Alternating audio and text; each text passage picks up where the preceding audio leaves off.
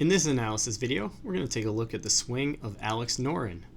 More importantly, we're going to take a look at this practice move, or this rehearsal swing, and what you can learn about it and apply to your own game.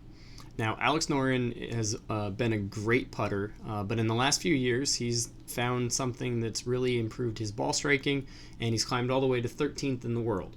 In this video, I'm going to help you understand how his practice routine is helping his ball striking. So over here on the left, we have an older swing, and over here on the right, we have a more current swing. This is prior to his big jump in world golf rankings and ball striking improvement. And this one over here on the right is demonstrating the swing that has helped him climb close to the top 10.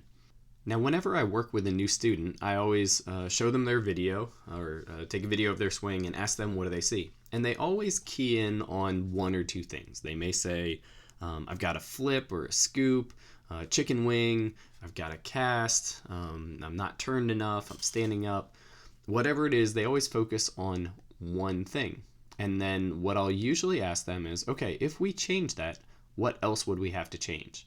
And that's where sometimes I get the kind of frozen look, like I'm sure if I just make that one change, I'll hit the ball better.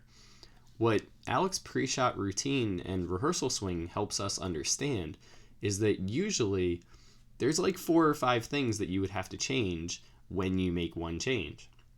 The key is finding one drill or one feeling that allows you to combine some of those things into one playing feel. So if we look over here on the left, we will see a few of the things that change, or that he wanted to change, and why they used that rehearsal drill.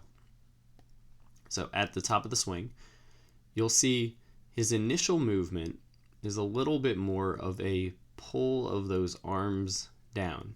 He does have some shift of his lower body, but his lower body doesn't really start to get going until down somewhere in this zone.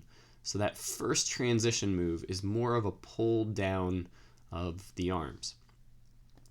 Now when he pulls down with the arms, you'll see right about halfway, that right elbow gets kind of stuck on the side of his body and becomes just kind of a pivot. You'll see that right through there, that right elbow doesn't come across his body too much.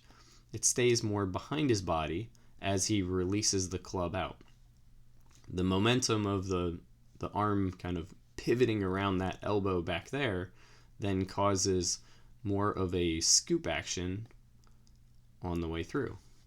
If we look over here on the right, you'll see from the top of the swing, it's a little bit more of a blended or a unified transition movement. You can see that his lower body and his core are helping bring his arms down into position.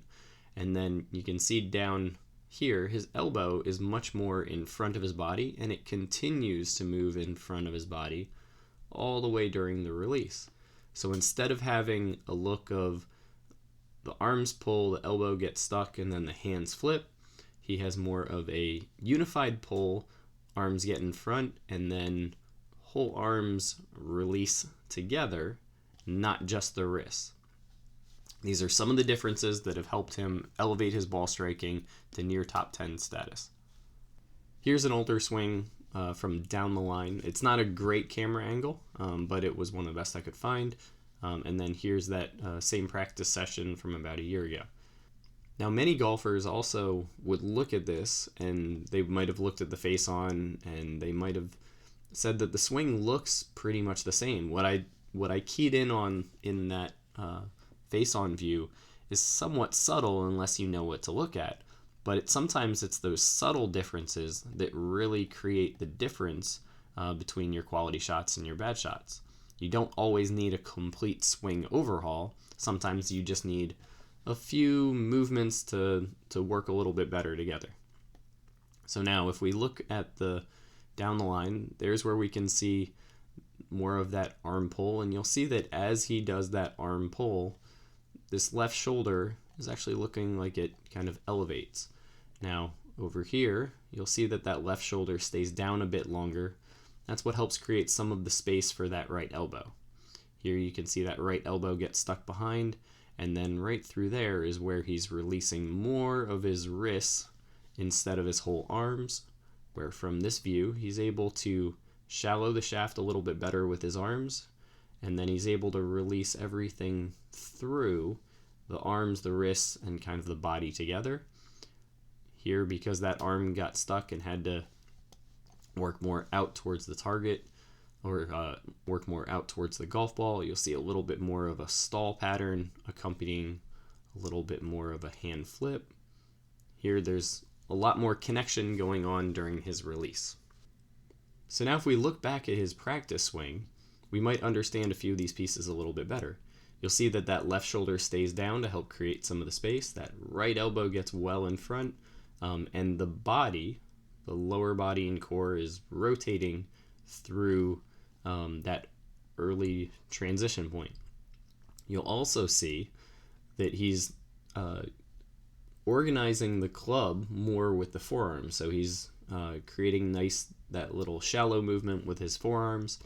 And you'll see that there's a little bit of variety in that one. You can see he's focusing, or it appears that he's focusing more on the body, the lower body portion. And he lost the club shaft just a little bit coming down through here. So it appears that he's able to focus on a few different areas with this one unified drill. So if you have a couple things, or even if you have one major thing in your swing that you'd like to change, and you don't quite understand what else you would have to change in order to make that successful, then take a look at some of the transition drills in the playlist I've linked in the description.